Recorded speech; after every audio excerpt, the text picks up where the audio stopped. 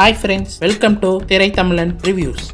இன்னைக்கு வீடியோவில் தளபதி நடிப்பில் ரீசெண்டாக தேட்டரில் ரிலீஸ் ஆன ஜனநாயகன் படத்தை பற்றி தான் இன்னைக்கு மூவி ரிவ்யூவில் பார்க்க போகிறோம். இந்த படத்தில் பூஜா ஆக்டே, மமிதா பைஜு மற்றும் பலர் நடிச்சிருக்காங்க. இந்த படத்தை டைரக்ட் பண்ணது வினோத். வாங்க படத்துக்குள்ள போகலாம். இந்த படத்தோட கதை என்னன்னா, ஹீரோ விஜய் வந்துட்டு ஒரு போலீஸ் ஆஃபீஸராக இருப்பார். அவர் யார் எந்த தப்பு செஞ்சாலும் கொல்றது தான் அவரோட ஃபார்மெட்டே. அந்த மாதிரி அவர் பண்ணுவார். அப்படியே அவர் காட்டில் இருக்கும் போது மலஜாதிக்காரங்களை கொல்லும் போது இவர் 30 பேர்த்த வெறித்தனமாக வேட்டையாடி கொள்ளுவாரு. அதுக்கப்புறம் அங்கிருந்து டிரான்ஸ்பர் ஆகி மதுரைக்கு வருவாரு. மதுரைக்கு வந்தா அங்க ஒரு பொண்ணை எல்லாரும் சேர்ந்து ஆனமங்கப்படுத்திட்டு இருப்பாங்க. அப்போ இவர் தட்டி கேட்டு உனக்கு என்னமாச்சுங்கும் போது பிரகாஷ்ராஜோட விஷயம் இது எல்லாத்தையும் சொல்றாங்க. சொன்னோடனே பிரகாஷ்ராஜ வெறித்தனமா அடிச்சு ஜெயில தூக்கி போடுறாரு. இந்த பக்கம் பிரகாஷ்ராஜ் என்ன பண்ணிருப்பாருன்னா, பாபி தியோல் அந்த ஊருக்கே டிசியா இருந்திருப்பாரு. நல்லவராகவும் இருந்திருப்பாரு. அவர் நிறைய சாதிக்கணும் போலீஸ்ல அப்படின்ற மாதிரி நினைச்சிட்டு இருப்பாரு. ஆனா அவரை போலீஸ்காரங்க முன்னாடியே அவமானப்படுத்தி ஒரு சைக்காலஜியா கெட்டவனா மாத்தி விட்டுருவாரு. அதுக்கப்புறம் கெட்டவன் பக்கம் சேர்ந்து நிறைய விஷயங்களை பண்ண ஆரம்பிப்பாரு. இந்த பக்கம் விஜய் என்ன பண்ணுவாருன்னா, போலீஸ்கார் அதாவது பாபி தியோல் இந்த விஷயத்துக்கெல்லாம் தொண போறாருன்னு தெரிஞ்சவொடனே பாபி தியோலையே கொண்டு போடுவாரு. கொண்டுட்டு ஜெயிலுக்கு போவாரு. அங்க இருந்து தான் நமக்கு ஸ்டார்டிங்ல கதையை காட்டுவாங்க. என்னன்னா, நெல் ரவி ஏதோ ஒரு ஊர்ல ஓட்டு போடுறதுக்கு எல்லாம் பயந்துட்டு இருக்காங்கிற போது அப்போ விஜயோட கதையை நெல் ரவி சொல்ற மாதிரி, அதுக்கப்புறம் அங்க இருந்து ஜெயில இவர் வேலை செஞ்சது, அதுக்கப்புறம் அங்க தளபதி இருந்தது, இந்த விஷயங்கள் எல்லாத்தையும் காட்டுவாங்க. அங்க கௌதம் வாசுதேவனும் ஜெயில தான் இருப்பாரு. அவருக்கு ஒரு பொண்ணு இருக்கும்.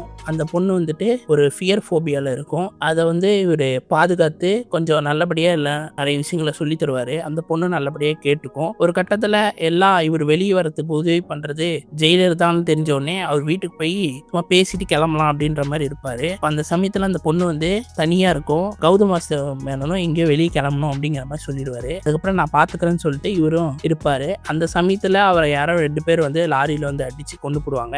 அவர் இறந்து போற சமயத்துல தான் பொண்ணை மிலிட்ரிய மேன் ஆக்கணும் அப்படிங்கிற மாதிரி சொல்லுவாரு. அதனால விஜயும் சரி இந்த பொண்ணை எப்படியாவது மிலிட்ரியில சேர்த்தணும் அப்படின்றதுக்கோசரம் ட்ரைனிங் எல்லாம் கொடுத்து ஒரு பக்காவான லேடியா மாத்தணும்னு நினைப்பாரு. ஆனா அவங்களுக்கு அந்த இருக்கிற பயம் போகவே போகாது. என்னென்னமோ பண்ணுவாரு. ஆனா எதுவுமே நடக்காது. ஒரு கட்டத்துல அந்த பொண்ணும் வேற ஒரு பையனை லவ் பண்றேன் அப்படிங்கிற மாதிரி சொல்லி ரொம்ப பிரச்சனை பண்ணும். இந்த பக்கம் ஒரு நாள் என்ன ஆகுதுன்னா, மமிதா பைஜுக்கு ஒரு பொம்மையை பார்த்தோன்னே பயம் வருது. என்னடா இந்த பொண்ணு இந்த பொம்மையை பார்த்தா பயப்படுதுன்ற போது அதை செக் பண்ணி பார்த்தா உள்ள கன் இருக்கும். மிஷின் கன், ஆட்டோமேட்டிக் கன்னு. இதெல்லாம் எப்படி உள்ள வருது அப்படிங்கிறத விஜய் கண்டுபிடிக்கிறாரு. மமிதா பைஜுக்கும் இந்த பொம்மைக்கு ஏதோ சம்மந்தம் இருக்கு அப்படிங்கும் போது தான் எல்லா விஷயங்களும் தெரிய வருது. என்னன்னா, மமிதா பைஜுவோட அம்மாவை பாபி தியோல் தான் கொண்டிருக்காரு. ஏன் கொண்டிருக்காருன்னா, அவர் தன்னை அவமானப்படுத்தி எல்லாரும் இது பண்ணிட்டாங்க, இந்த இந்தியாவே எனக்கு வேணாம், நான் இந்த இந்தியாவை அழிக்கணும்ன்ற முடிவு எடுத்துறாரு. எடுத்த உடனே அவர் என்ன பண்றாருன்னா, பாகிஸ்தான் கூட கூட்டணி போட்டு கொஞ்சம் கொஞ்சமா பொம்மை மூலியமா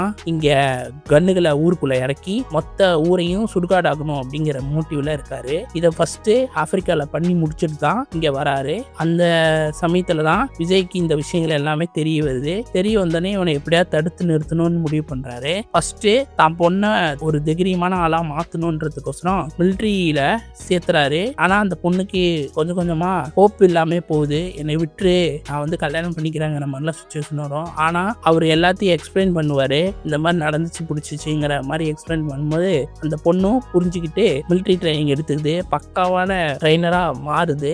மாறின பிறகும் அந்த ஃபியர் ஃபோபியா போவே மாட்டேங்குது. கடைசி வரைக்கும் அது நீடிச்சுக்கிட்டே இருக்கு. அதுக்கு ஒரு கட்டத்துல பாபி தியோலுக்கும் விஜய்க்கும் செம்ம ஃபைட் ஆயிரும். நடுவுல ரோபோட்ஸ் எல்லாம் வந்துடும். இவங்களோட வேலையை ரோபோட்ஸை வச்சு இந்த ஊரையே அழிக்கிறது தான் பிளானு. அதை கடைசியா தான் நமக்கு காட்டுவாங்க. ரோபோட்ஸ் எல்லாம் வரும்.